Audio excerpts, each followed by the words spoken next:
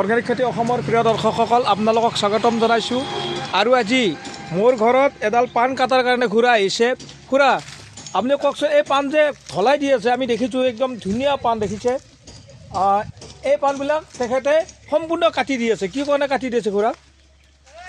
তাৰমানে এটা কথা আমাৰ আগৰ মা দেউতা বুঢ়া বুঢ়ী দিনত কয়, কৃপণৰ বা ধ্বংসকৰ পাণ। হয়, পাণৰ যিবিলাক অপশক্তি আছে, তাৰমানে এই আমাৰ লতেৰীয়া বুলি কয়,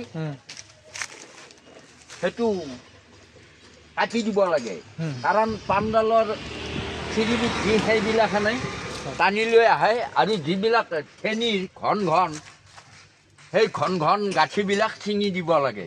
হয়, মানে কি হয়, মোৰ এইডাল পাণ খুব ধুনীয়া হৈছিলে, বহুত ডাঙৰ ডাঙৰ হৈছিলে। এতিয়া দেখিছোঁ পাণবিলাক বহুত সৰু সৰু হৈছে, জোপোহা হৈছে। পাণবিলাকৰ মানে চাইজটো বহুত সৰু হৈ গৈছে। আৰু সেইকাৰণে খুৰাই আহি ক'লে যে মণি এইডাল পাণ মানে ঢলাই দিব লাগিব। আৰু সেয়ে মইতো ইয়াৰ বিষয়ে নাজানো, খুৰাই সুন্দৰকৈ ঢলাই আছে, আপুনি দেখিছে। মোৰ কিন্তু মৰম লাগিছে মানে ঢলাই দিয়াৰ কাৰণে, মোৰ কিছু বেয়াও লাগিছে। খুৰা, এইটো তাৰমানে কি ঢলাই দিয়াৰ পিছত নতুনকৈ হ'ব নেকি? নতুনকৈ এপ্ৰিলৰ লাষ্টত সুন্দৰ আমাৰ যে মঠ বুলি কয়, হয়, মঠৰ নিচিনা হ'ব। কাটা সময়টো কেনেকৈ সময়ত কাটিব লাগে এইবিলাক? কাৰণ কাটা সময়টো হ'ল মাৰ্চৰ শেষ, হয়, হেৰি মাৰ্চৰ আৰু আৰম্ভণিৰ পৰাই মাৰ্চৰ শেষলৈকে। হয়, আৰু কেনেকৈ বিলাক কাটিব লাগে অলপ দেখুৱাই দিয়কচোন। অঁ, অলপমান দেখুৱাই দিয়ক, ডাল কেনেকুৱা কাটিব লাগে। মই দেখুৱাই আছোঁ ডালটো কাটা, যিবিলাক তাৰ গাঁঠিবিলাক ঘন হৈ আছে, হয়, সেইবিলাক, আৰু যিটো লতেৰীয়া বুলি কয়, হয়, এতিয়া মই দেখুৱাই আছোঁ।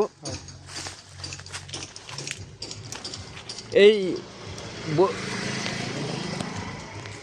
লাগপত এই বৈ অহা লতৰীয়া এইবিলাক বেয়া হৈছে, এইবিলাক বেয়া হৈছে। তেখেতে কৈছে যে গাঁঠিবিলাক এইবিলাক ঘন হৈ গৈছে, গতিকে এইবিলাক ভাঙি দিব লাগে, সোনকালে ভাঙি যায়, এইবিলাক ভাঙি দিব লাগে। আৰু লতেৰীয়া বুলি ক'ব লাগে যেনেকুৱা ধৰক ওলমি আছে, ইয়াতে এইটো, হয়, এইটো দেখিছে, এইটো লতাৰ নিচিনা ওলমি আছে। এইটো কি এতিয়া ডাঙৰ ডাঙৰ পাণ হ'ব আগৰ নিচিনা? পাণ ডাঙৰ হ'ব একদম, তাৰ আমাৰ মঠৰ নিচিনা হয়তো। হয়, হয়, হয়। আৰু পাণকেইটা বহুত ডাঙৰ পাণ আহিব। হয়,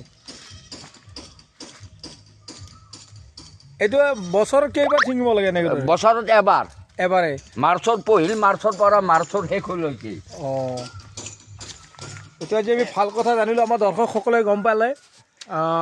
বাকী খুৰা আৰু পাণৰ কি কেনেকুৱা মানে আমি প্ৰতিপালন কেনেকৈ কি কৰিব লাগিব? পাণৰ আচলতে পাণ ৰোওঁতেই হয়, যিটো ওপৰত উঠি যোৱা আগ আছে, হয়, সেই আগটো ৰুব লাগে। হয়, আৰু আগটো ৰোওঁতেই আমাৰ বিশেষকৈ বিলৰে হওক, ফিচাৰীৰ বোকা মাটি, 2-3 বোকা আগতেই আমাৰ পথৰুৱা মাটি দি ল'ব লাগে।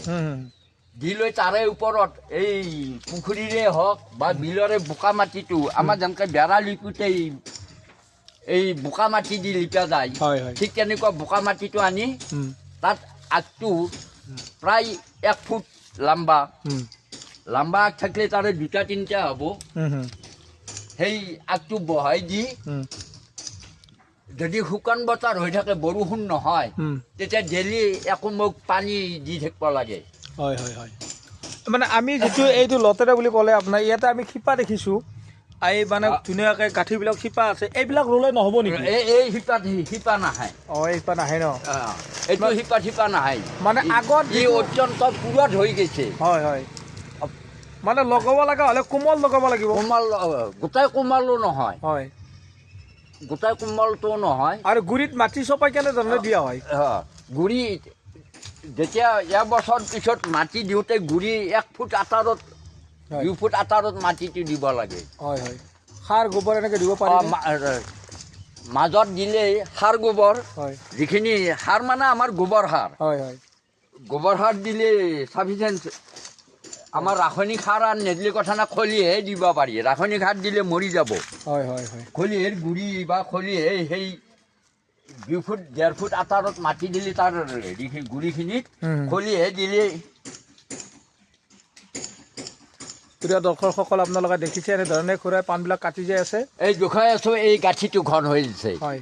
এই ইয়াত য'তে গ'লে ঘন আছে সেইখিনি ছিঙি দিলি হ'ল সুন্দৰ মানে মোৰ বেয়া লাগিছে পাণডাল কাটি দিয়া কিন্তু আপোনাৰ মতে বহুত ভাল হৈছে নহয় জানো না ভাল মানে ইয়াক মাহ পিছত গোটাই ৰিজাল্টটো পাই যাব হয় মই নজনা কথা জানিলোঁ গতিকে দৰ্শকসকলেও নজনা কথা এটা শিকি লোৱা হ'ল গতিকে আপোনালোকৰ যদি ভিডিঅ'টো ভাল লাগিল লাইক কমেণ্ট শ্বেয়াৰ কৰিব আৰু যদি এনেকুৱা ভিডিঅ'